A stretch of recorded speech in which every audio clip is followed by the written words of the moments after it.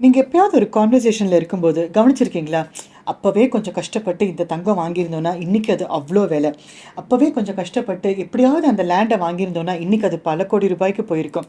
அன்னைக்கே நான் அந்த வேலைய எடுத்து நான் ஃபாரின் போயிருந்தேன்னா, இன்னைக்கு நம்ம வாழ்க்கையோட ஸ்டேட்டஸே வேற மாரி இருந்திருக்கும்.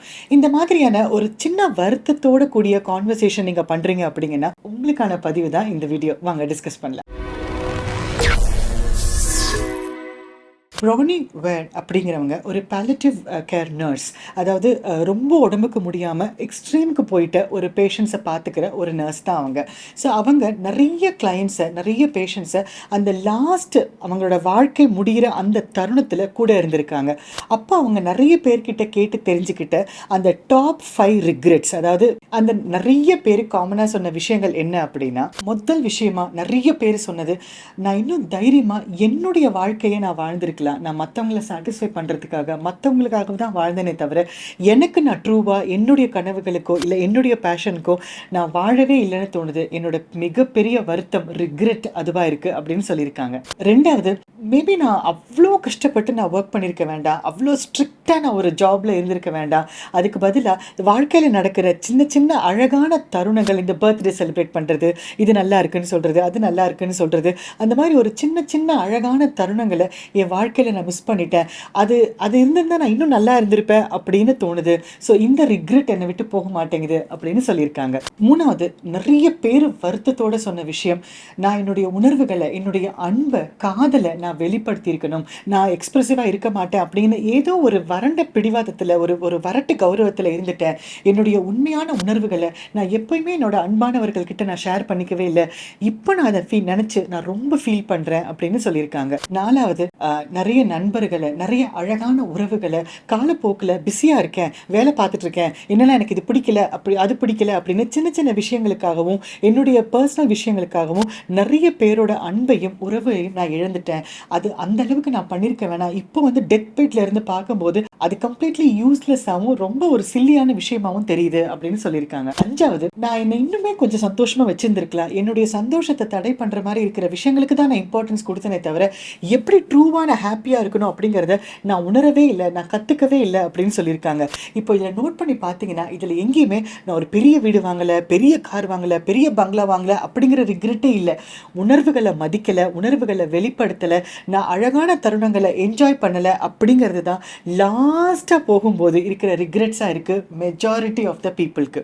ஸோ இப்போ சொல்லுங்கள், உங்கள் வாழ்க்கையில் நீங்கள் பண்ணணும்னு ஆசைப்படுற விஷயங்கள் என்ன, அதை ஏன் நீங்கள் பண்ணாமல் இருக்கீங்க அப்படிங்கிற காரணத்தை கண்டுபிடிங்க. உங்கள் வாழ்க்கையை எப்பயோ என்ஜாய் பண்ண வேணாம், இப்போவே என்ஜாய் பண்ணலை. அதனால தான் இப்போ உங்களுக்கு அந்த கம்ஃபர்ட் ஜோனை விட்டு வெளியில் வர முடியல, ரிஸ்க் எடுக்க முடியல அப்படின்னா I think this is the right time. அந்த ரிஸ்க் எடுக்கலைன்னா அந்த மொத்தமாக அது ரிக்ரெட்டாக போய் நம்ம வாழ்க்கையில் கடைசியில் நின்றுடும்.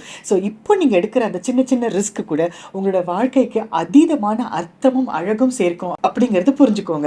சரி, ரிஸ்க் எடுங்கன்னா எப்படிங்க எடுக்கிறது, அதெல்லாம் ரொம்ப தேவையில்லாத வேலை அப்படின்னு யோசிக்கிறீங்கன்னா முதல்ல இந்த ஸ்டெப்ஸை நீங்கள் ஃபாலோ பண்ணுங்க. முதல்ல உங்களோட கம்ஃபர்ட் ஜோனை நீங்கள் நினைக்கிறது, அதாவது நிறைய பேசணும்னு உங்களுக்கு ஆசையாக இருக்குது, ஆனால் நான் பேச மாட்டேன், எனக்கு வராது அப்படின்னு சொல்கிறது, அந்த கம்ஃபர்ட் ஜோன்லேருந்து வெளியில் சின்ன சின்ன விஷயங்களில் ரிஸ்க் எடுக்க ஆரம்பிங்க.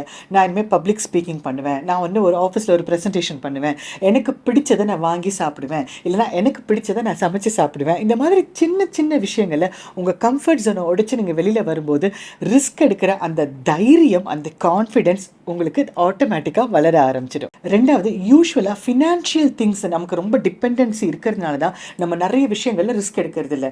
அதனால் உங்களோட ஃபினான்ஷியல் ஸ்ட்ரக்சர் என்ன, உங்களோட ஃபினான்ஷியல் ஸ்ட்ரென்த் இப்போதைக்கு என்னவா இருக்குது அப்படிங்கிறத நீங்கள் ஐடென்டிஃபை பண்ணிவிட்டு அதுக்கு ஏற்ற மாதிரி நீங்கள் ஏதாவது ஒரு சின்ன சின்ன ரிஸ்க் எடுத்து உங்களுடைய பேஷனையும் உங்களுடைய கனவுகளையும் நோக்கி நீங்கள் தொடர்ந்து போகலாம். மூணாவது, ஃபியர் ஆஃப் ஃபெயிலியர். நம்ம எல்லாருக்கும் இருக்கிற இந்த ஒரு ஃபியர்னால தான், ஐயோ நம்ம நாளைக்கு கீழே விழுந்துட்டா 4 பேர் நம்மளை பார்த்து சிரிப்பாங்களே, இதுவே உனக்கு ஒழுங்காக பண்ண முடியல, இருக்கிறத விட்டுட்டு எதுக்கு நீ பறக்கிறதுக்கு ஆசைப்படுறேன்னு நக்கல் அடிப்பாங்களே அப்படிங்கிற அந்த ஃபியர் ஆஃப் ஃபெயிலியர்ல தான் நம்ம ஆசைப்படுற நிறைய விஷயங்களை நம்ம பண்றதே இல்லை. ஆனா நம்மளோட பேஷனுக்காகவும் நம்மளோட ட்ரீம்காகவும் தான் நம்ம இருக்கோம் அப்படிங்கறத நம்ம உணர்ற தருவாயில கண்டிப்பா நம்ம ரொம்ப சாட்டிஸ்ஃபைடா இருப்போம். கீழே விழுந்தாலும் எந்திரிக்கிறதுக்கு உண்டான மன வலிமையும் தைரியமும் நமக்கு வந்துடும். நாலாவது, எந்த ரிஸ்க்குமே எடுக்க முடியாம போறதுக்கு சைக்கலாஜிக்கலா ஒரு பெரிய சீக்ரெட் இருக்குங்க. அது என்ன தெரியுமா, நம்ம எப்பவுமே அப்டேட் பண்ணிக்காம நம்மளோட ஸ்கில்ஸை நம்ம வளர்த்துக்காம இருக்கிறது தான் நம்ம ரிஸ்க் எடுக்கும் போது வர அந்த அன்னோன் ஃபியருக்கான ரீசன். எப்போ நீங்க உங்களோட ஸ்கில்ஸை டெவலப் பண்ணிக்கிறீங்க, உங்களுடைய வளர்ச்சியில நீங்க அக்கறை காட்டுறீங்களோ, அப்பவே உங்களுக்கு ரிஸ்க் எடுக்கிற அந்த தைரியத்துக்கான முதல் ஸ்டெப்பை நீங்க எடுத்து வச்சுட்டீங்கன்னு தான் அர்த்தம். இதெல்லாம் தெரிஞ்சதுக்கப்புறம் நம்ம வாழ்க்கையில நம்மளும் ரிக்ரெட்ஸை மட்டுமே கலெக்ட் பண்ணாம, சின்ன சின்ன விஷயங்கள்லயாவது ரிஸ்க் எடுத்து நம்மளோட பேஷனை நோக்கி, நம்மளோட வளர்ச்சியை நோக்கி நம்ம போவோம். உங்களோட ட்ரீம்ஸை நீங்க அச்சீவ் பண்ணுங்க. யோசிச்சு பாருங்க, பிளான் பண்ணுங்க, பிராக்டிஸ் பண்ணுங்க. All the best.